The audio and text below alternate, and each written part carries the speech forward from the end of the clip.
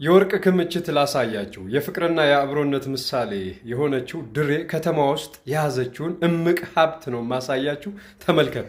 የበረሃዋ ንግስት እንግዲህ የምታምር ከተማ ሙሉ በሙሉ ማለት በሚቻል ደረጃ የሽፈራው የሞሪንጋ ተክል እንዲሁም ደግሞ ሚም የመድኃኒት ቅጠል እያልን የምንጠራው ዛፍ ነው ሙሉ በሙሉ ከተማ ውስጥ የተተከለው።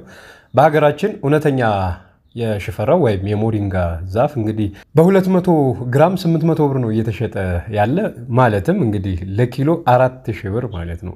ድሬ ደግሞ ከተማዋ ሙሉ በሙሉ በሚባል ደረጃ በውስጡ የያዘችው ይሄን ተክል ነው። ድሬዎች ንቁ ነው የምላችሁ። ይሄን ሁሉ ነገር በማየት ደምቆኛል።